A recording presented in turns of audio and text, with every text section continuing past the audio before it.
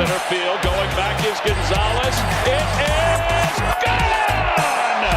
Two-run home run by Schwarber. Stays put, and there's a high fly ball. Deep right field. Harper watches it fly. And we are back for another episode Yo. of the Double Switch Podcast. It's been a while. It has been a couple weeks here. It's been quite an interesting couple of weeks for Phillies Nation. Just a lot of noise from everybody. It kind of feels like there's so many different people being talked about. There's so many talking points. And I don't know about you, but I kind of wanted to take the stance of let it all play out and react, because I don't think there's anything we could have said when they were on their 5-game winning streak. I don't think there's anything we could have said that when they were on their 4-game losing streak that could have swayed anybody. This team is just doing what this team does. It can be frustrating, but it's what we got here in Philly. And how are you doing, Johnny? I'm doing good, man. I genuinely cannot believe that it has only been a month this season. It feels like eternity. Like you said, there's been so much noise, and I, for one, am overwhelmed by the amount of complaining in the month of April, because we've been watching this team for a very long time, and it gets you nowhere, kind of making your final decisions in April. Yeah. So the debate that really I just get exhausted of every year, and this year it popped up, and I was like, oh my God, I can't do this again, is the Aaron Nola debate, because that is a staple of the season. Just the entire fandom debating whether Aaron Nola is good or whether Aaron Nola is the worst pitcher in baseball. And there's no middle ground. No one accepts that maybe Aaron Nola is just Aaron Nola. It's one extreme or the other. God, that one always gets me. Yeah, there's so much to talk about. But before we get into that, Johnny, would you mind cueing the music? Come boom, boom, boom, boom. Ooh, remix there. Yeah. I like that one. Okay, so Felt this crafty. is super relevant to the Phillies. Since 2022, that was the year that Rob Thompson took over the Phillies. The Phillies have the 5th best record in baseball.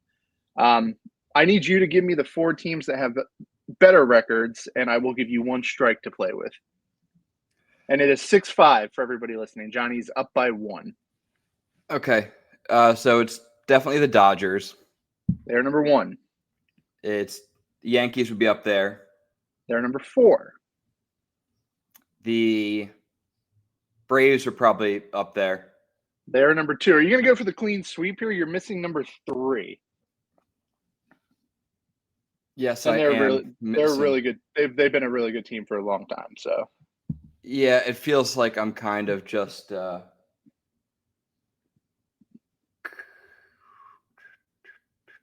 you have the 1 strike to play with. So I know. Too much pressure on yourself. Is it the Astros? It is the Astros. Whew, clean sweep there. Yeah, 4 for 4. I didn't want to use the strike. Yeah, Brewers were 6. I thought you might go Brewers because I know you like some of the Brewers guys. Orioles number 7. I thought you might go Orioles. But yeah, that's kind of just the theme here. Is throughout all of this, like, there's been so many ups and downs with the Phillies. We're still the 5th best team in baseball since Rob Thompson got here. Like, it's just zoom out, and all has been very, very good for a long time. And I don't know. I just think that should be the big takeaway when this team has really high highs and really low lows. It's just a good team, and they've been a good team for a long time. But Johnny, let's kind of get into the nitty gritty here. For sure. Why don't you start? What do you want to highlight first? What theme do you want to talk about first? I think the one thing I kind of want to just establish that through 1 month, I'm thrilled with our pitching. Obviously, the rotation's been better in the bullpen. But as of the past 2 weeks, I like what I'm seeing from the bullpen again. I think we could still make some changes there.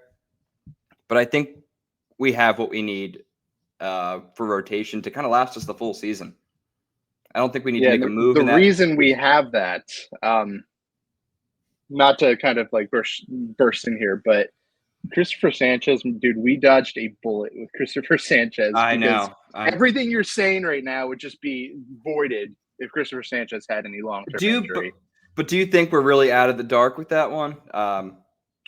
Because like I me don't know. personally, like I'm like still very cautious with my optimism because that injury is, I don't want to wish any evil, but it's one that lingers. So stiff forearm, is that the verdict? Is that what it was? They downplayed it and said he actually had full body soreness, not just forearm. So I don't even know what to do with that. So he looked really bad in that start. Velocity was down, and he came out. And the first thing I saw was forearm soreness. I haven't been following super closely, but what I do know is that they did not send him for an MRI, which I found to be super interesting because there's no downside to an MRI. You know, they probably have one there at the stadium. They just send him in. And they weren't even that worried enough to do that. Now, I don't know if that's just bad decision making on their behalf or if there was really nothing to worry about. But he came back and he looked, he didn't look insane, but he looked healthy. I think that he did look healthy. Control was a little off. I don't know. I don't feel 100% all fine and dandy, but I don't think that it's like I don't know if you remember a couple years ago, Zach Allen had like really bad like UCL, it was like partially torn, and he just pitched through it. Or like Max Fried, for example, last year. That would worry me if they were going through something like that, where it's definitive. People know exactly what's wrong, and they're going to try to work through it. They haven't accepted or kind of said that anything was really wrong, so they might just be bluffing and keeping it close to the front office. But I feel okay right now, I guess. What about you? I don't think we're out of the dark yet, so I'm optimistic. Also, as a Christopher Sanchez fantasy owner, I have double interest in this one, so it's there's a lot that rides on that golden arm of his. All right, whose season is more derailed if he has a bad injury, the Phillies or your fantasy team? The Phillies. My fantasy team's just loaded. Okay, all right. Just checking. Yeah, Christopher Sanchez, very interesting stuff. Ranger Suarez is another name who's pretty interesting. Came back. Yeah, he's I back. actually kind of thought he looked good. Stat line obviously doesn't show that. No, it doesn't. Big swing. Yeah, the swing and miss was there. I mean, he was fooling hitters. It's just, I think that it was kind of shaking the rust off and getting back into, major league game scenarios. We see that go bad quite a bit, your first game back, especially first game of the season for him. I'm not just super concerned about him. I think he's going to actually be someone we can really kind of count on down the road, because the big question with him is the innings and how long he can actually give us. But he's already a month behind, so it's just shortened season for him. I think he's in good shape for the long run. Yeah, and we're kind of in a really good spot where if we need to give him extra time off, because it's the back injury it's not a this year thing. It's been around. That was the injury last season too. So if we have Taijuan Walker ready to go, looking good this season, if anything happens to go wrong with him. But the way he looked, minus that last inning, I'm content. That's encouraging. He can build on that. Yeah, Taijuan back to the bullpen. Very commendable effort from him. He looked way better than I was expecting. I wasn't expecting anything. So bonus points for him showing up. We have him as depth. We also have some guys in AAA now starting to kind of put together a really nice backup reserve staff with Andrew Painter now at AAA. He's close, maybe, another month or two away. Don't know how he's going to slot in, but he will slot in eventually. And another name we haven't talked about a lot, but Mick Abel's having a really good start to the season. And we were kind of like borderline writing him off because we did in our preview. Yeah, it's been a long, hard road for him, and he completely lost all control last year. Last year he had 80 walks and 108 innings. You just can't operate like that. But the kid's he's 24 years old. He's going to be turning 25.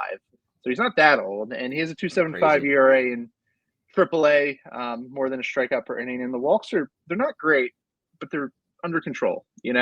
I think that his stuff is good enough that if he can just not walk everybody, then he might be able to make it work in some capacity in the majors. Whether that's full starter workload, that's to be seen.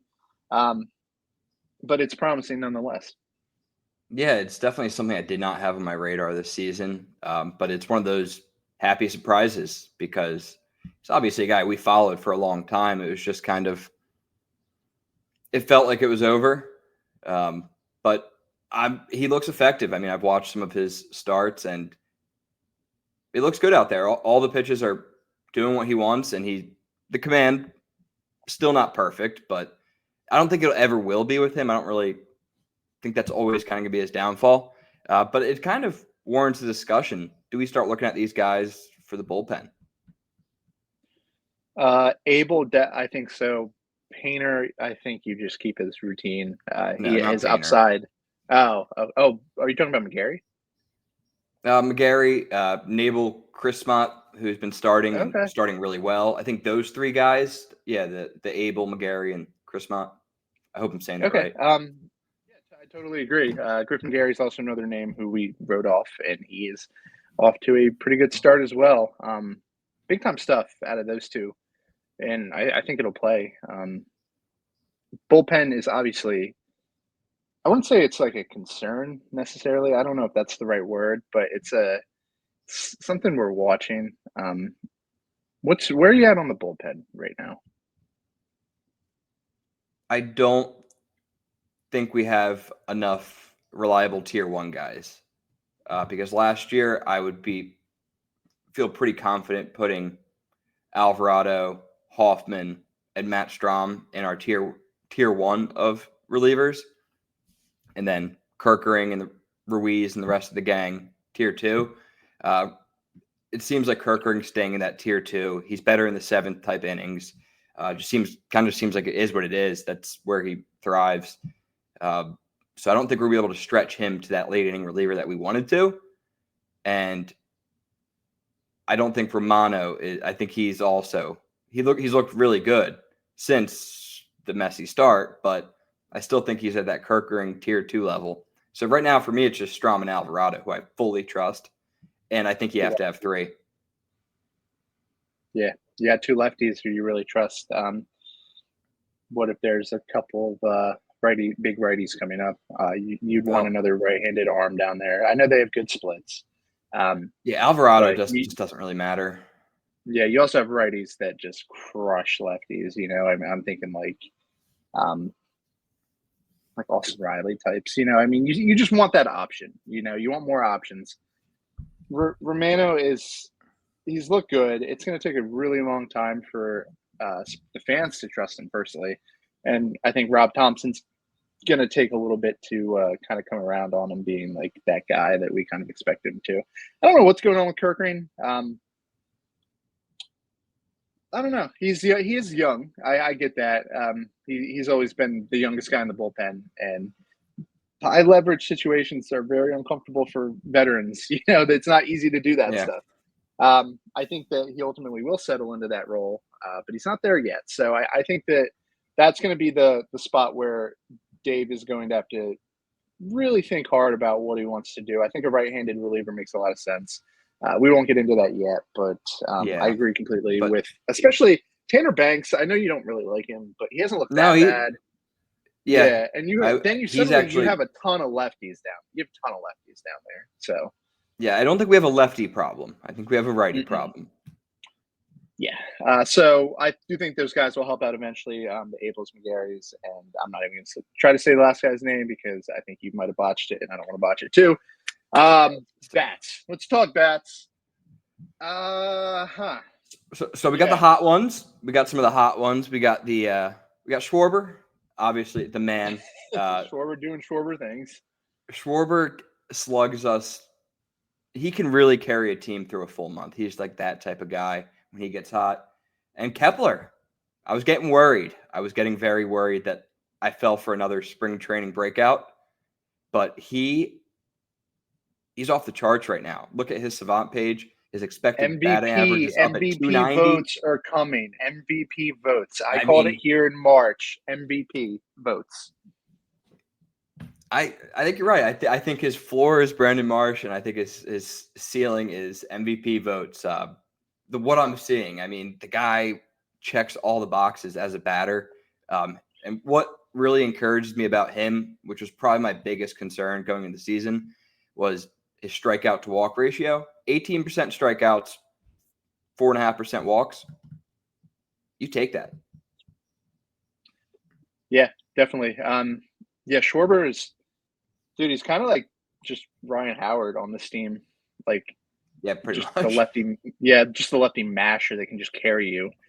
He's awesome. Kepler, he just has an ability to hit the ball hard that like it just raises his floor so much. Like he makes hard outs. I feel very comfortable whenever he's up to bat. I don't know why. It's just you feel like he's in control a lot when he's batting, which is something that we don't really see too much with some of the other guys. Like he goes up there with kind of a plan. I know his walk rate's not off the charts, but he has a plan of attack, which is refreshing. I think that he's going to settle into kind of just a run-producing role. I'll kind of keep moving the train along here. Trey Turner is a very, very interesting transition going on with him. He has completely changed his approach. I will give him credit. I don't say nice things about him a lot. I will give him credit. He has improved his approach. He's a stronger hitter this year. He can make better contact. His whiff rate's down. I'm happy with that. That's kind of what I wanted him to be. His power seems to kind of be like the thing that he sacrificed in order to do that. He's really not hitting the ball too hard anymore, and he's not really putting the ball out of the park. But I think with where he is in the lineup and kind of the dynamic of the team, I like what he's doing. And his defense has been really good. So, if I'm going to get on here and tell him that he has to be better, I'm also going to get on here and say that he's been better. I give him credit there. Trey Turner. Yeah, I'm where I'm at right now. I know everyone is putting Trey under the microscope this April. I don't care that he hasn't been crushing home runs. I didn't pay Trey Turner. I'm happy that he is getting back to the singles on base type of guy that he was with DC. I think him and Stott need to be those type of players, and they both are this year. And I think that helps us. I think having a big swinging, striking out Trey Turner does absolutely nothing for this team, even if it means 25 home runs. Like, I'd rather him have 12 home runs and hit 330.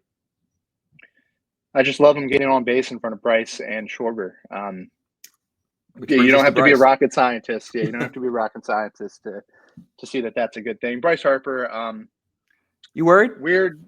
It's weird. I will say that. I look at the batting line, and it's not really that bad.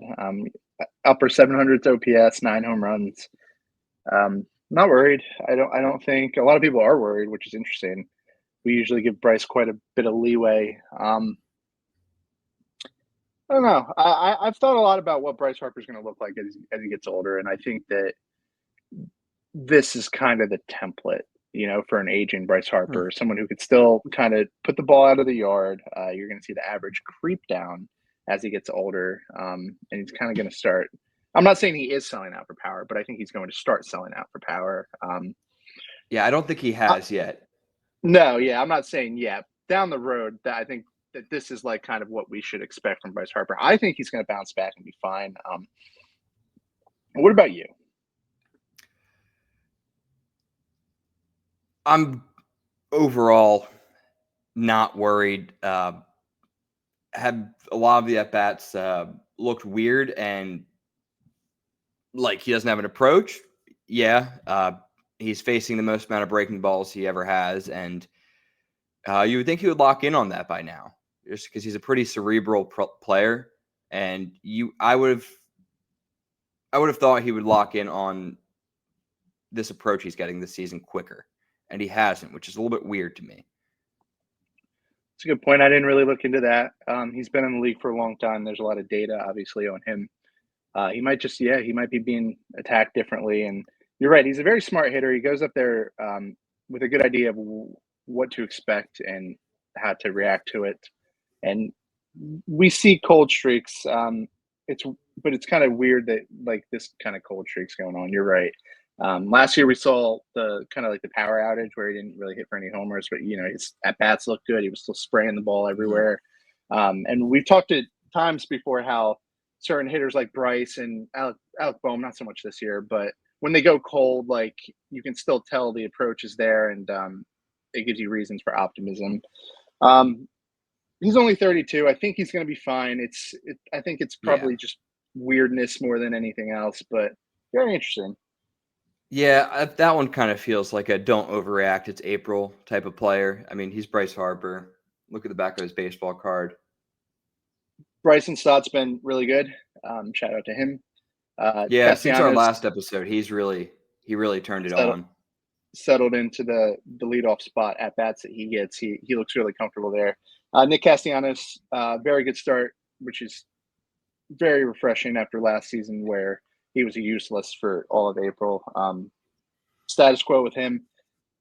Last couple players here, and it just seems like these are the headliners every week. Alec Boehm, I don't know what's going on. I just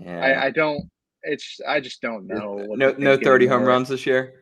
No 30 home runs. I think that it's just Alec Boehm has fatigue of being here, and fans have fatigue of Alec Boehm, and I think the end's probably near. I think I was actually took the words right out of my mouth. I think it's an inevitable breakup at this point. Sucks. Because there's something about me that just knows that if Alec Boehm goes to any other team, he's going to put it all together. He's going to hit 30 home runs. Yeah. I would put money on it. I'm very confident in it. I'm so sure. I think he's just the ideal change of scenery candidate right now. Yeah, the problem is he's doing nothing for his trade value, which sucks. No, he's definitely not helping with that, and he's definitely not the youngest guy out there. So, yeah, we don't really have a choice with that one. Aiden Miller is going to be starting in Philadelphia at third base, and probably, I think it might be second half of next year. I think people are looking at Otto Kemp as third baseman right now, Josh. Otto Kemp. That is his primary position. I think you're missing the clear elephant in the room. So what's that look like exactly? What does it look like? Yeah. What's Otto Kemp on this roster look like? Because he's completely deserving of it right now. I think he's played his way onto this roster. What's it look like though? Well, realistically, we know how this front office works. We know that they don't give up on veterans in the middle of the season. So the idea of him taking Alec Boehm's spot in the middle of the season, that's not happening. Forget it. The only realistic idea, you put him in left field, you move Kepler to center. Kepler played center the other day, which kind of validates that take. And then if you want, which I think is a horrible idea, you platoon him with like a Brandon Marsh type. But Otto Kemp this year has a higher OPS against righties than Brandon Marsh does. So I think you have put him there as a full-time starter. And that leaves you with a decision. Rojas or Marsh has to go somewhere. The minors or go for good. I think that's probably the correct way of thinking of this. I think that you understand this front office quite well at this point, and they're not going to give up on Alec Boehm in the middle of the season. I just don't see that happening. Nope. If they're going to give up on anybody, it's going to be one of the center fielders. And yeah, Kepler playing center field might have just been like the spark notes for like what they're thinking at this point. They might just want to be seeing if it works, and he looked good, and he's athletic, big dude, but you can run it down out there. If he can play center field, I think Otto Kemp's going to be taking an outfield spot here soon. And I think that Brandon Marsh, has the same problem that Alec Boehm has, where there's a little Brandon Marsh fatigue. Yeah. I think that he's probably destined for another team too. It sucks. I like these guys, but Well, I mean, he's kind of it's forcing the unfortunate. issue now. It's unfortunate, but like when you just look at it, like the Phillies are definitely thinking it as. I mean, some people might throw Weston Wilson into the equation, but I don't think that is a thing because he plays the infield, and then he adds a whole different skill set with that ability. So it really is between Rojas and Marsh. You look at the pros and cons. You got Rojas, younger guy, right-handed bat for the outfield, plays center field at an elite level, speed and elite level for pinch running. He's the guy that you'd want to be the bench bat. Especially with we have a shortage of righty bats on the bench. So Brandon Marsh would be kind of redundant with like a Cal Stevenson. I know Cody's gone now. We just have a lot of those types of players. We've put ourselves in a position where there's just not too much you can really do. And now you got guys forcing the issue here, kind of playing their way onto the roster. And Otto Kemp's like a legit prospect. He's not like a Derek Hall. No disrespect. But you can only keep him down there so long. Like, he can add value to the team, and you're going to have to find a way to get him in there somehow. And I mean, further down the road, you have other guys who are playing really well too. I think Rinconis is going to probably force the issue at some point. I think Aiden Miller's not that far off. Justin Crawford. There's going to be questions posed for some of these veteran guys that are not locked up to long-term deals. They're going to be fan favorites. They're going to be guys that we really, really wanted it to work out, but there's just attrition on major league rosters, and this Phillies team has not had a lot of it. I will say that. Besides Eflin and Hoskins, we're used to the same guys, so it's going to be a little uncomfortable, but this is just kind of how it goes. Yeah, and I think it's time. I think that's I don't know if you saw it the other day, but the Phillies are the only team to not have a player make their MLB debut. I did see that. That's such a you That's drop bad. the ball. I mean, I am really tired of this front office and this staff prioritizing the emotional well-being of their players and keeping the players happy, who they pay a lot of money, instead of trying to make the roster better, because we have better options right now in AAA. Our AAA offense is just fantastic. A lot of those guys could come up there and seize the opportunity. I think uncomfortable decisions are going to have to be made. And realistically, I think we kind of nailed it. I think we might see a Brandon Marsh DFA eventually, because I don't think he's helping his trade value. I think if you do this over the offseason, you might be able to get something in return. But now he has a 400 OPS and zero value. 400 OPS. No, you're right. It stinks, but that's how it goes. I am very excited for Otto Kemp. With all that being said, I think that right-handed bat. I'm super excited for what he can bring to this roster. I want to see those guys come up. I want to see the prospects with the major league debuts. We haven't had a lot of them, but they're so exciting. And like, we have a boring team of veterans, and I want to see some excitement for first time in a long time. Hopefully it's soon. Yeah. Do you want to guess Otto's OPS? Like a 960 higher. 1100. 1120. Yeah, Against he's ready. Against lefties, it's a 1440. He's completely ready. Like, what else does he have to do? Nothing. He's just wasting away. I heard someone compare it to Ryan Howard getting blocked by Jim Thome, and that really hit home. Yeah, it's just like what's the guy for the Orioles? Third base. Kobe Mayo. Yeah, he's getting frustrated too. But that's another good story. Anyway, that's kind of where we're at. I felt good to get some of that stuff off my chest. Tampa Bay Rays, or I guess they're still the Tampa Bay Rays since we're not playing at their stadium. Tampa Rays, whatever they're called now. The Yankee, the Yankee Tampa Rays 3-game series. Should be a good one. All things considered, I think we're in a good spot. I know, we lost a couple games that we shouldn't have. but we've seen this team get off to bad starts before, dreadful starts, and they're capable of turning it around. And I think we have a good team here. I'm looking forward to May. Yeah, I think everyone, my closing message would be just to keep the perspective. Think about the teams that did well in past seasons. Look at the Mets last year. They were a dumpster fire until the end of the season. And us dominating the first half last year really did absolutely nothing for us. So as long as this team continues to make strides, front office makes the uncomfortable decisions, we still have a ton to be excited about. Well said. And I think that should do it for this episode. As always, thank you guys for listening, and we will be back to talk to you soon. Take care.